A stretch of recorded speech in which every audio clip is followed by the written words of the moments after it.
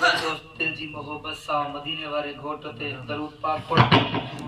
अल्लाहुम्मा सल्ली अला मुहम्मद व अला आलि मुहम्मद कमा सल्लैता अला इब्राहीम व अला आलि इब्राहीम इन्नका हमीदुम मजीद। अल्लाहुम्मा बारिक अला मुहम्मद व अला आलि मुहम्मद कमा बारकता अला इब्राहीम व अला आलि इब्राहीम इन्नका हमीदुम मजीद।